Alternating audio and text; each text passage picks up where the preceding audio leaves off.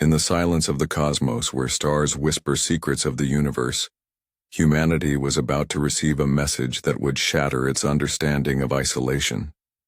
Far beyond our solar system, a mysterious signal beckoned in the depths of uncharted space. This was no ordinary call. It was an invitation into an interstellar drama where Earth's role was undefined and potentially monumental. As humanity prepared to respond, little did they know that they were stepping onto a cosmic stage where the spotlight would test their mettle and their very essence. This was not just a journey into space. It was a dive into the depths of human courage and ambition. In the far reaches of the galaxy, where stars are born and civilizations rise and fall in the blink of an eye, there lay a stage not meant for human actors. It was an expanse so vast and so silent that the very notion of human presence seemed an affront to its ancient tranquility. Yet, as fate would have it, humanity didn't just find this stage. They were thrust upon it by a sequence of cosmic accidents and driven by an unstoppable curiosity. Our story begins in an era where humans had spread their presence to the corners of their own solar system, mastering the art of survival in the void. The Earth, once a cradle of life, had become one of many homes scattered across the cold expanse of space. People lived and worked on moons and planets, each generation pushing slightly further into the unknown. It was a life of harsh realities, but also one of profound beauty and wonder. Then came the signal, unexpected and unmistakable. It wasn't the first time humans had detected anomalous readings from the depths of space, but this was different. This signal was structured, patterned in such a way that left no doubt. It was a call, a beacon sent across the cosmos, and it seemed, impossibly, to beckon directly to humanity. With typical human resolve, the leaders of Earth and its colonies convened. There was debate, fear, excitement, and wonder. The source of the signal was pinpointed to a distant star system in a sector of space that was uncharted and foreboding. This was beyond their normal routes, a place that old spacefarers' tales told you to steer clear of. But the very essence of humanity, its indomitable spirit, wouldn't allow them to ignore such a call.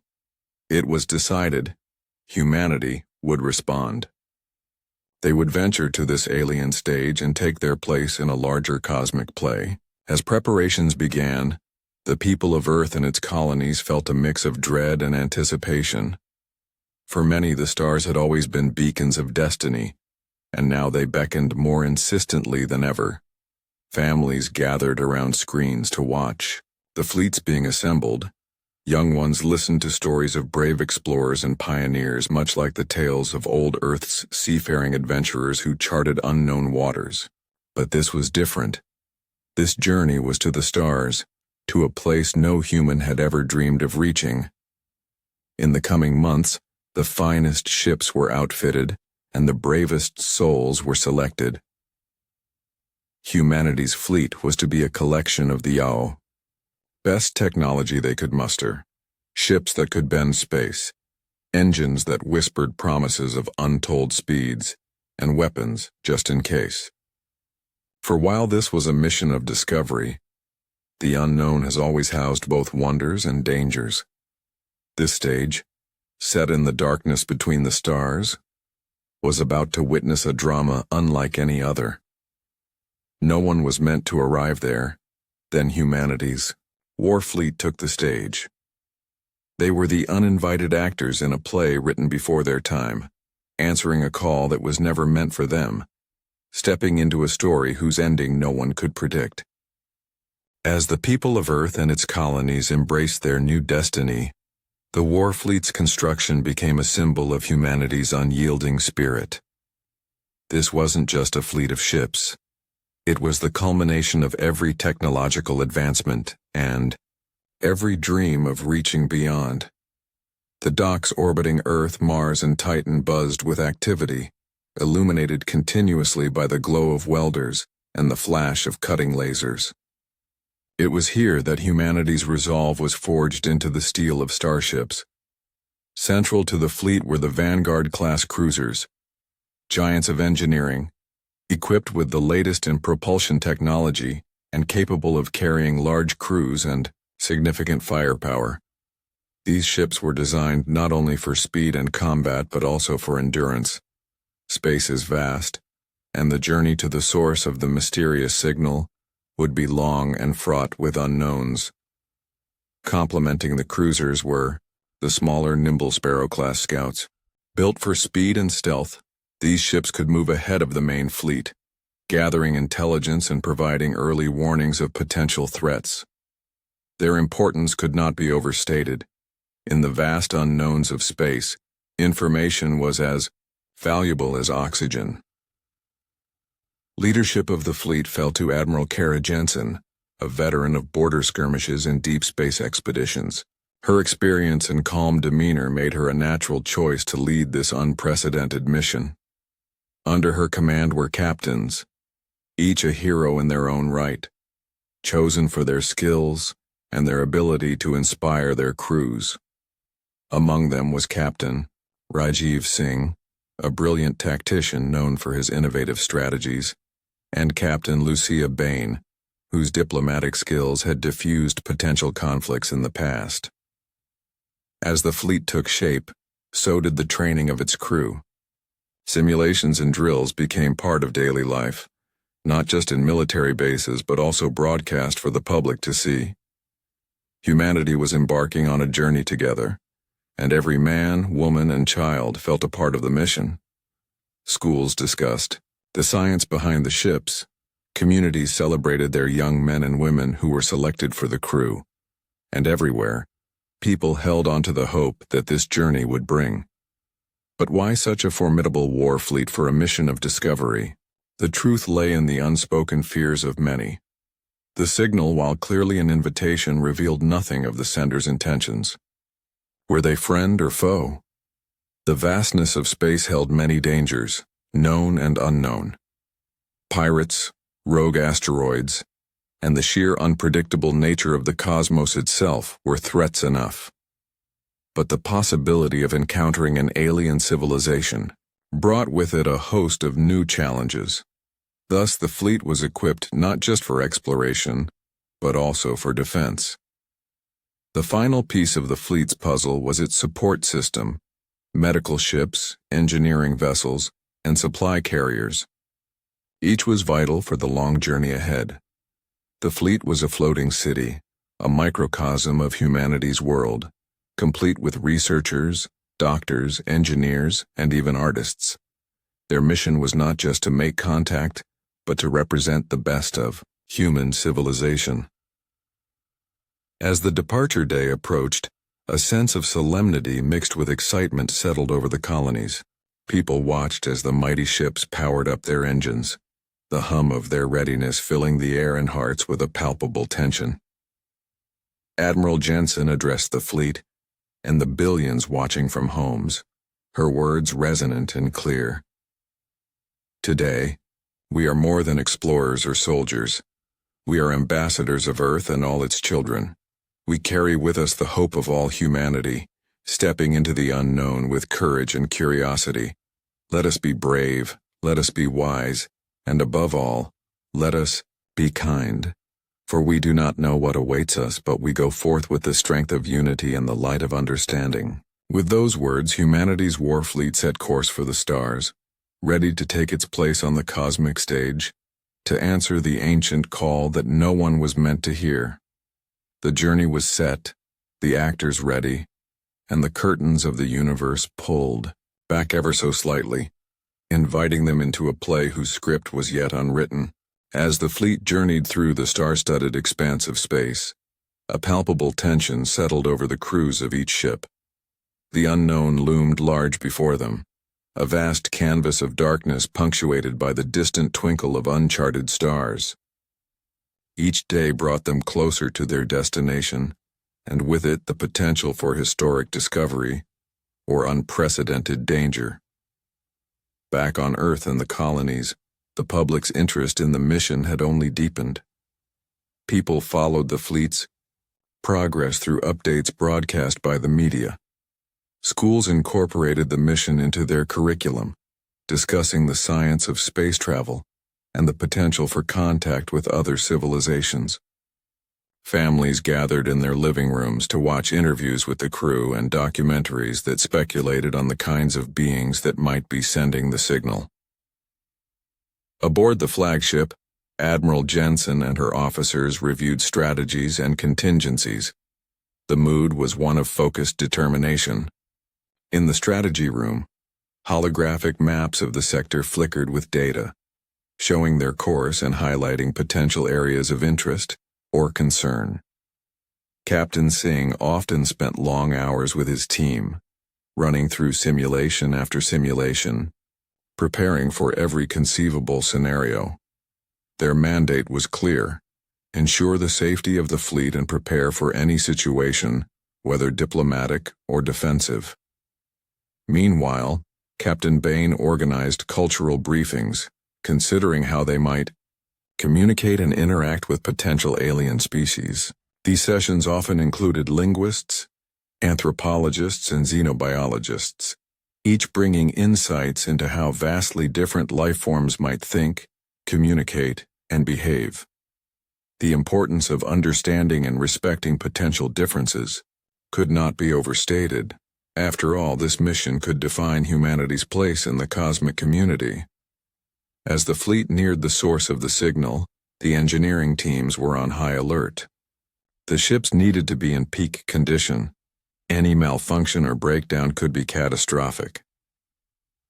The engineers worked tirelessly, conducting checks and double checks on the ship's critical systems, from life support to propulsion and weapons. The logistics crew ensured that supplies were distributed efficiently, maintaining morale with reminders of home and the importance of their mission. On a personal level, the journey was also a time of reflection for many in the fleet.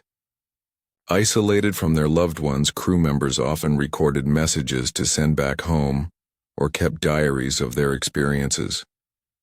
The mission had drawn them together, forging bonds of camaraderie and mutual respect. Shared meals in the mess halls were filled with stories of home and hopes for what they might discover. As the fleet finally approached the coordinates of the signal, a final briefing was called. Admiral Jensen gathered her senior officers, and the air was thick with anticipation and anxiety. "Listen up," Jensen began, her voice steady and commanding. "We've come incredibly far, but the real challenge starts now. We don't know what we're going to find out there. It could be a new friend or a new foe.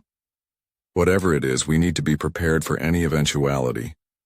Keep your crews sharp, maintain your routines, and stay alert.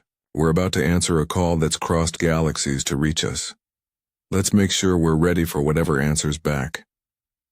The fleet moved forward, arrayed in a formation that balanced caution with curiosity. The signal's source was now just days away, and every sensor on every ship was trained on the space ahead, watching for the slightest anomaly, the smallest clue as to what awaited them.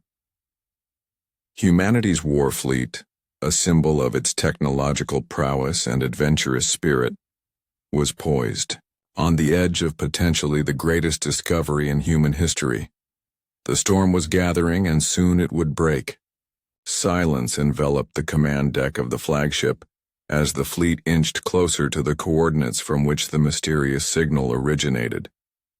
The vastness of space, usually a backdrop to the everyday routines of ship life, now felt oppressive, filled with the weight of impending history. The crew members spoke in hushed tones, if at all, their eyes fixed on the screens displaying the star-studded black canvas ahead. The first indication that they were not alone came not with a bang, but with a whisper, a slight distortion on the sensors, a blip that was too rhythmic, too deliberate to be anything natural. Captain Singh was the first to spot it, calling over the comms in a controlled yet urgent tone. "All hands, alert status. We have a contact. I repeat, we have a contact." The fleet's formation tightened, A choreographed dance of ships drawing, closer for protection and better coordination.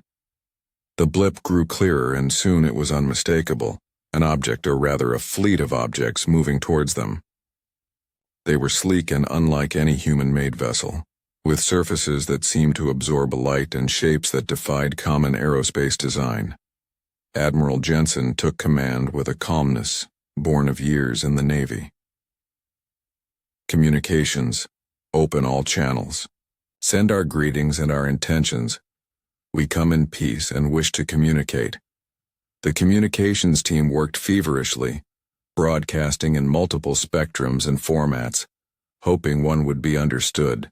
Meanwhile, the human fleet's scientists and linguists scrambled to analyze the incoming data for any sign of communication from the other fleet. As minutes turned into hours without a response, the tension grew. But then finally a signal came through, strange modulating tones that were unmistakably artificial. The linguists confirmed it was structured, likely a language, but it was unlike anything they had ever encountered. The task of deciphering, it began immediately. Captain Bain suggested a cautious approach. We should assume they are watching us as closely as we are watching them. Let's show them a gesture of goodwill. Under her guidance, the fleet arranged itself into a non-aggressive formation, spreading out to reduce the appearance of a battle-ready stance. The alien fleet mirrored the gesture almost immediately, arranging themselves in a similar pattern. It was a small but hopeful sign. Communication remained one-sided, with humanity sending out messages and waiting for any understandable response. Hours turned into days and the initial excitement gave way to a routine of watchful waiting. Then, at what felt like the brink of mutual understanding, an incident threatened to undo all the careful diplomacy. A small scout ship from the human fleet inadvertently drifted too close to one of the alien vessels, causing alarms to blare across both fleets. The situation was tense, with the potential for a disastrous misunderstanding high. Admiral Jensen's response was immediate and decisive. She offered a formal apology over the open channels, explaining the unintentional nature of the maneuver. Simultaneously, she ordered her ships to pull back slightly, signaling clear respect for space and boundaries. The alien fleet's response was delayed but eventually reassuring. They did not advance nor retreat, maintaining their position. Over the following hours, the human linguists made a breakthrough, deciphering a basic greeting from the recorded tones. They crafted a response, and when it was broadcast, the alien fleet reacted. Lights on their ships pulsed rhythmically, which the human team interpreted as acknowledgement or perhaps acceptance. This first contact, fraught with tension and fraught with potential, ended not with conflict but with cautious optimism. Both fleets remained in the vicinity, a silent agreement to pause and perhaps attempt to bridge the vast cultural and linguistic divide that separated them. The universe was watching, it seemed, as humanity and this new alien presence tentatively circled one another, the first steps of a dance that could lead either to friendship or to enmity. In the void of space, the delicate dance of diplomacy continued, with each fleet cautiously observing the other, signals bouncing back and forth as linguists and communication specialists worked tirelessly to establish a framework for dialogue. The human fleet under Admiral Jensen's seasoned leadership maintained a posture of readiness without aggression, reflecting humanity's hope for peace, coupled with the wisdom of preparedness. Days passed, and the interactions between the two civilizations began to bear fruit. A basic protocol of communication was established, utilizing a combination of mathematical sequences and visual symbols. It was a language of necessity, crude but effective for conveying fundamental ideas. The alien fleet, which humanity had begun to refer to as the Harbingers due to their role in heralding a new era of cosmic interaction, responded with cautious engagement. However, as the tentative steps towards understanding were taken, a new challenge emerged. Another signal separate from the Harbingers was detected approaching at high speed from another sector of space. Initial scans suggested it was not just one entity but a swarm, fast, agile, and seemingly aggressive. The nature of the swarm was unclear, but their trajectory suggested a collision course with the area between the human and Harbinger fleets. Admiral Jensen convened an emergency meeting with her command staff. "We have an incoming threat," she announced, the gravity of the situation clear in her tone. "It's unlike anything we've encountered before. We need to prepare for a defensive operation, possibly even engage. However, we must communicate our intentions clearly to the Harbingers. We cannot afford a misunderstanding now." The fleet scrambled into action. The Vanguard-class cruisers positioned themselves as a barrier between the Harbingers and the incoming swarm, while the Sparrow-class scouts were deployed to gather more data on the approaching threat. Captain Singh orchestrated the maneuvers, his voice calm but firm over the comms, directing ships into formation. Simultaneously, Captain Bain worked to send a clear message to the Harbingers, using the newly established communication protocols. The message was simple: "Threat incoming, we defend, no harm to you." The response from the Harbingers was swift and unexpectedly supportive. Their ships too shifted, aligning in a defensive posture alongside the human fleet. As the swarm drew closer, its nature became horrifyingly clear. They were not ships, but creatures. Biological entities that thrived in the vacuum of space, their bodies glowing with bioluminescence. They moved with purpose and coordination, suggesting a collective intelligence or a guided swarm. The first clash was intense. The human fleet unleashed a barrage of defensive fire, trying to thin the swarm before it could reach the ships. The Harbingers, possessing technology unfamiliar to humans, emitted pulses of energy that seemed to disorient and scatter the swarm. Together, the two fleets formed a bulwark against the onslaught. Amidst the chaos, a Harbinger vessel took a direct hit, its energy pulses faltering. Seeing the ally in distress, Admiral Jensen made a split-second decision. She ordered her ships to cover the damaged Harbinger ship, directing the fleet's engineers to attempt a remote assist. It was a risky move, exposing her ships to greater danger, but it was a gesture that solidified the budding trust between the two civilizations. As the battle raged, the combined might of human ingenuity and Harbinger technology began to turn the tide.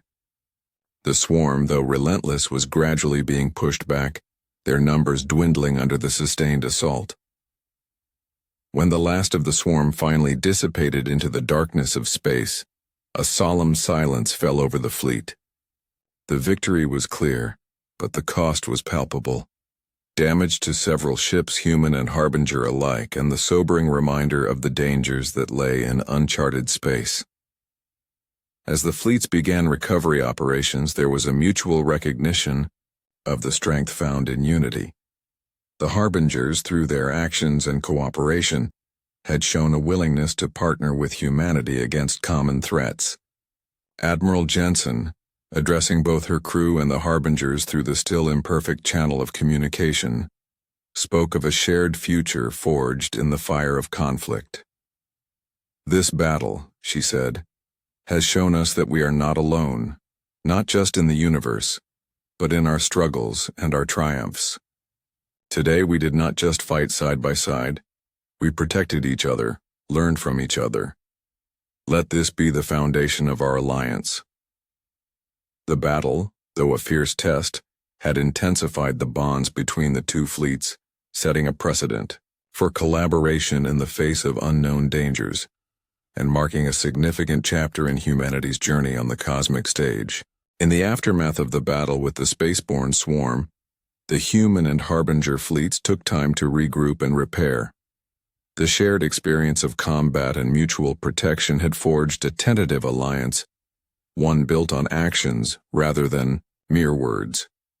Admiral Jensen and her command staff worked closely with the Harbinger leaders, communicating through the still-developing language of symbols and simple phrases to coordinate their efforts in stabilizing the damaged vessels and tending to the wounded. As the fleets hovered in the silence of space, the engineers and medical teams from both civilizations collaborated. Human technology was adept at rapid fabrication and mechanical repair, while the Harbingers brought advanced energy-based healing, techniques that baffled yet fascinated the human medics. Together, they not only restored the integrity of their fleets but also began a deeper exchange of knowledge and ideas. Captain Lucia Bain, ever the diplomat, took the lead in these exchanges. She organized mixed teams of scientists and scholars to start a formal dialogue, aiming to understand more about the Harbingers' culture, history, and technology. These sessions, held aboard neutral ships designated as meeting points, became the ground for a burgeoning interstellar relationship. The narrative of humanity's venture into the unknown took on new dimensions in the public eye back home. Broadcasts now featured joint interviews with human and Harbinger representatives, discussions about the technology exchanges, and even shared cultural programs. Children in schools watched as alien and human scientists worked together, a live lesson in cooperation and the boundless possibilities of peace. However, the tranquility of discovery and learning was soon overshadowed by new intelligence.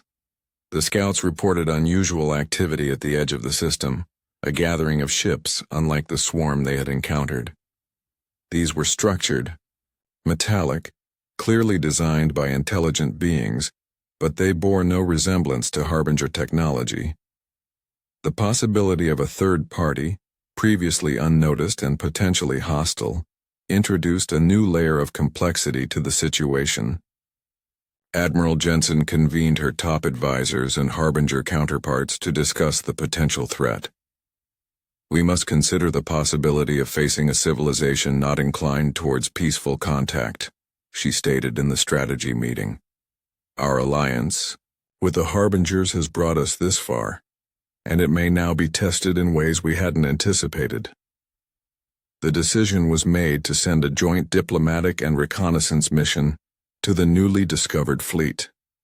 Captain Singh was chosen to lead the mission, given his tactical acumen and recent experience. He took command of a mixed fleet of human and Harbinger vessels, each equipped with the best defensive and communication technology from both civilizations. As the mixed fleet approached the coordinates of the unidentified ships, tension aboard the vessels was palpable. Every crew member understood the stakes. They were potentially about to initiate contact with another alien race, one that might not share the Harbinger's willingness to collaborate. The first contact with this new fleet was cautious but direct. Captain Singh broadcast a message of peace using the simple but effective communication tools developed with the Harbingers. The response was a long silence that stretched into hours, then a single cryptic message in a language that was neither human nor Harbinger. With the linguists struggling to decipher the message, the situation escalated quickly when several ships from the unknown fleet maneuvered into offensive positions. Captain Singh ordered his fleet to maintain a defensive stance, not initiating aggression, but clearly ready to defend themselves, if needed. The turning point came unexpectedly. The Harbingers, using their own unique methods of communication, managed to establish a dialogue with the unknown fleet. It emerged that this new group, calling themselves the Vectari, were regional guardians, wary of any incursions into their territory. The Harbinger's mediation revealed that the Vectari had been observing the human-Harbinger alliance with both curiosity and concern. Thanks to the Harbinger's intervention, a tentative agreement was reached. The Vectari agreed to a meeting on neutral ground, a space station equidistant from both fleets' current locations. The potential for conflict had ebbed, giving way to the promise of dialogue and understanding. As Captain Singh reported back to Admiral Jensen, he summed up the situation with a note of cautious optimism. "It seems we're not the only ones interested. in building relationships out here. The universe is watching and perhaps just like us, learning how to navigate the complexities of cosmic society. The tide had indeed turned, not towards inevitable conflict, but towards expanding the circle of dialogue and mutual respect. As the delegates from humanity, the Harbingers, and the newly introduced Vectari gathered at the neutral space station, the atmosphere was thick with anticipation and the weight of history. The station, a marvel of engineering co-contributed by several spacefaring species, served as a testament to the possibility of interstellar cooperation. The meeting, arranged under the banners of diplomacy and mutual respect, was set to outline the boundaries, rights, and responsibilities of each civilization within this newly contested region of space. Admiral Jensen, representing humanity, was joined by her counterparts from the Harbinger and Vectari fleets. Each leader brought not only their own agendas, but also a deep awareness of the potential for this council to lay down the foundations for a lasting peace, or if mishandled, to ignite a conflict that could spread across star systems. The discussions were intense and prolonged. Issues of territorial rights, resource sharing, and cultural exchanges were on the table.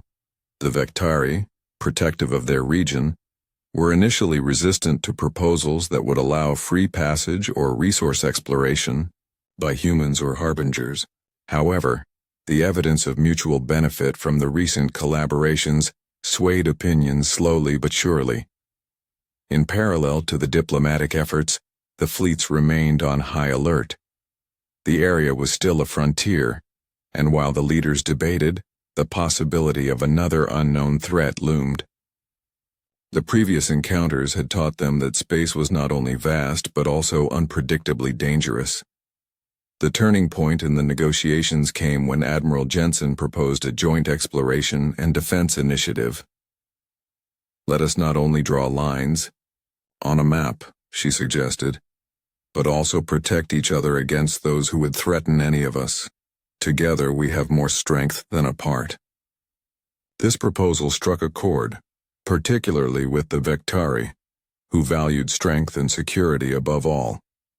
Agreement seemed within reach when disaster struck. A rogue faction within the Vectari, unhappy with the prospect of opening their territory to outsiders, launched a surprise attack on the station. The attack was sudden and devastating, aiming to sabotage the talks and prevent any alliance. The human and Harbinger fleets, quick to respond, managed to avert a total catastrophe, but not without significant cost. The station suffered severe damage, and there were casualties among all three parties. The attack shook the trust that had been slowly building and threatened to unwind the progress made. In the aftermath, the leaders regrouped, their resolve hardened by the attack. They realized that the actions of a few could not dictate the future for the many. The tragedy underscored the need for the very alliance they had been negotiating to defend against such internal threats. With renewed urgency, the leaders signed a preliminary accord, the Treaty of the Starbound Frontier, which established a framework for cooperation and joint security measures. The treaty was a tribute to those lost in the attack, a symbol of their sacrifice for a greater cause. Admiral Jensen, addressing the assembly in the wake of the signing, spoke with somber clarity. "Today, we have seen both the worst and the best of what our civilizations can offer. We have witnessed the depth of our divisions but also the strength of our unity. This treaty is not just words on a page, it is our shared commitment to a future where we stand together against those who would divide us." As the fleets prepared to leave the station, now a site of both tragedy and hope, there was a collective sense of accomplishment mingled with grief. The cost of victory was steep, marked by the lives lost and the scars left on the station, a stark reminder of the fragility of peace. The journey back to their respective territories was quiet, reflective. Each participant, human, harbinger, and Vectari alike, understood that the road ahead would be fraught with challenges. Yet there was hope. Hope that the foundations laid in the wake of conflict would hold strong, that the alliance forged in the crucible of shared loss and shared victory would endure. The victory was real, tangible in the treaty they carried back, but it was also a reminder that peace was not merely the absence of war but the presence of courage, understanding, and above all, relentless effort to forge connections across the stars.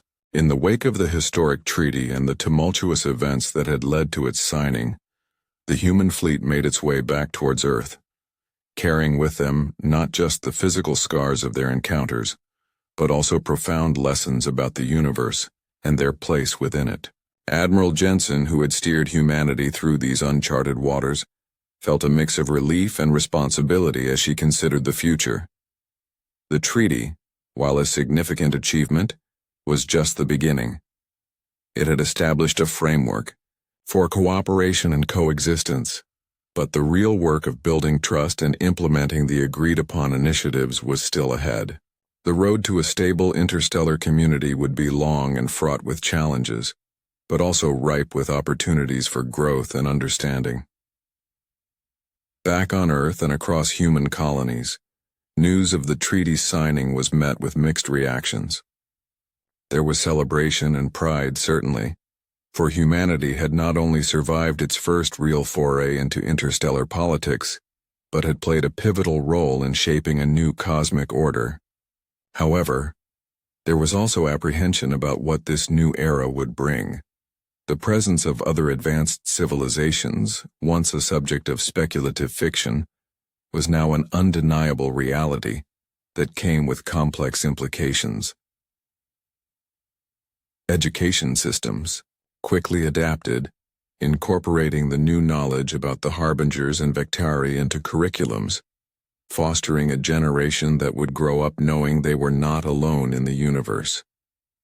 Universities and research institutions received boosts in funding, tasked with understanding alien technologies and cultures, as well as preparing for what might lie beyond the starbound frontier. Economically, the treaty opened up new avenues for trade and technology exchange. Human corporations, always quick to adapt, began forming partnerships with their Harbinger and Vectari counterparts, facilitated by the diplomatic channels established during the negotiations. These partnerships were not without their hurdles, as differences in culture and business practices led to misunderstandings that needed careful navigation. Admiral Jensen, now a celebrated figure, took on a new role upon her return. She became an advisor to the United Nations' newly formed Interstellar Relations Committee, using her experience to shape policies and strategies for dealing with extraterrestrial affairs. Her memoirs, titled Beyond the Horizon: Humanity's Interstellar Odyssey, became a bestseller, inspiring countless others with its message of courage and curiosity. The military, too, underwent significant changes. The shared experiences with the Harbinger and Vectari forces highlighted the need for a more flexible, adaptable approach to defense and diplomacy. Joint training programs with alien forces were initiated, focusing on exchange of tactics and mutual understanding, paving the way for a combined interstellar peacekeeping force. As these transformations unfolded, humanity's view of itself continued to evolve. The stars no longer represented distant, unattainable mysteries. They were now realms of potential friends and foes, of challenges to be met and opportunities to be seized. The cosmos had become a place where humanity could project its ambitions, learn from others, and contribute to the vast tapestry of galactic life. In her addresses, Admiral Jensen often spoke of the New Dawn, a term that came to symbolize the new era of human existence. This new dawn isn't just about reaching out to the stars, but reaching out to each other, she would say. In our unity, we find our strength. In our diversity, our resilience. And in our courage, our future. As the fleets approached Earth, The glow of the planet was a poignant reminder of how far they had come, and how much further they had to go. The journey ahead would be full of unknowns, but for the first time in human history, the stars were not just lights in the night sky. They were beacons of hope, guiding humanity on its path to becoming a true cosmic civilization.